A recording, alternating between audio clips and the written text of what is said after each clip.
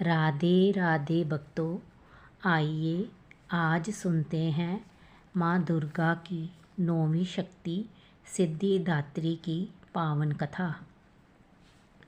माँ दुर्गा जी की 9वीं शक्ति का नाम सिद्धिदात्री है। ये सभी प्रकार की सिद्धियों को देने वाली है।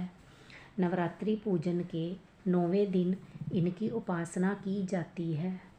इस दिन शास्त्रीय विधि विधान और पूर्ण निष्ठा के साथ साधना करने वाले साधक को सभी सिद्धियों की प्राप्ति हो जाती है। सृष्टि में कुछ भी उसके लिए अगम्य नहीं रह जाता है।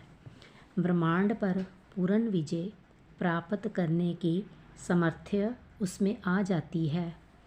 मार्कंडेय पुराण के अनुसार अनिमा, महिमा, गरिमा, लघिमा, प्राप्ति, प्राकाम्य, ईशितव और वशितव ये 8 सिद्धियां होती है। ब्रह्मवैवर्त पुराण के श्री कृष्ण जन्म खंड में ये संख्या 18 बताई गई है।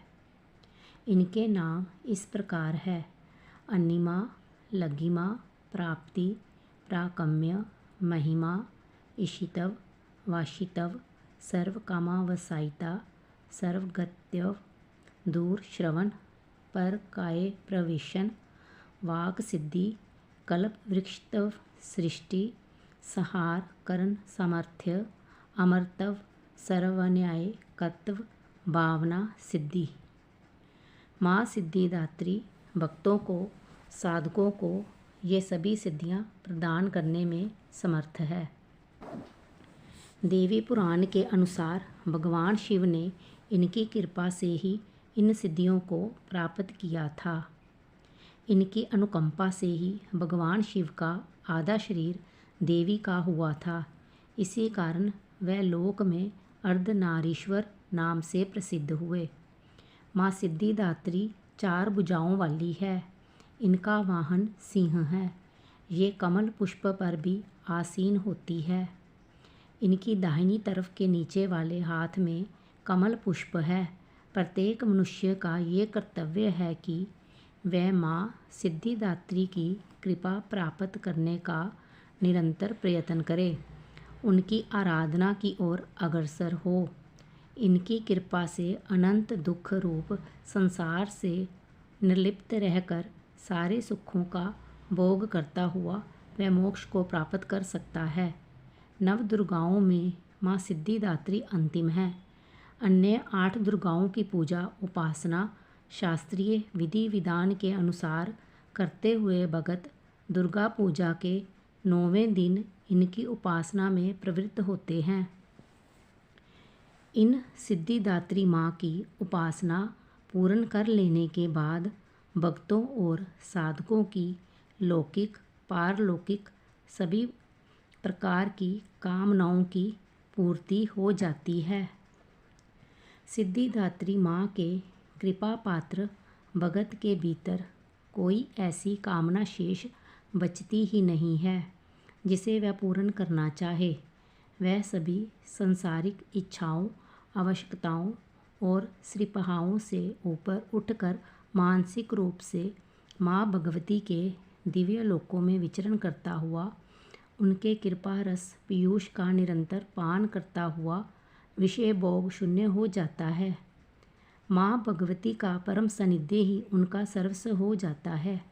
इस परम पद को पाने के बाद उसे अन्य किसी भी वस्तु की आवश्यकता नहीं रह जाती। माँ के चरणों का ये सानिध्य प्राप्त करने के लिए हमें निरंतर नियमनिष्ठ रहकर उनकी उपासना करनी चाहिए। माँ भगवती का स्मरण, ध्यान, पूजन हमें इस संसार की असारता का बोध कराते हुए वास्तविक परम शांतिदायक अमृत पद की ओर ले जाने वाला है।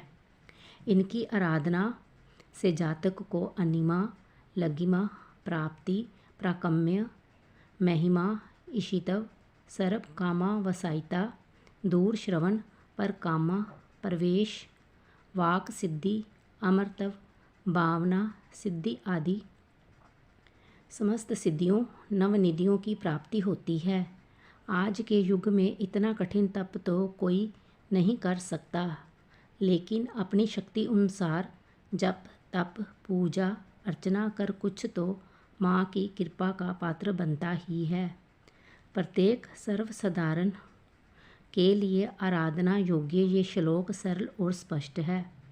माँ जगदम्बे की भक्ति पाने के लिए इसे कंठस्थ कर नवरात्रि में नवमी के दिन इसका जाप करना चाहिए।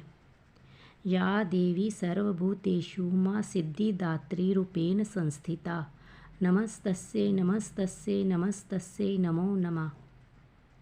हे माँ सर्वत्र विराजमान और माँ सिद्धिदात्री के रूप में प्रसिद्ध अम्बे, आपको मेरा बार बार प्रणाम है। मैं आपको बार बार प्रणाम करती हूँ। हे माँ, मुझे अपनी कृपा का पात्र बनाओ। कथा समाप्त हुई। राधे राधे। कृपया मेरे चैनल को लाइक, शेयर, कमेंट और सब्सक्राइब करें।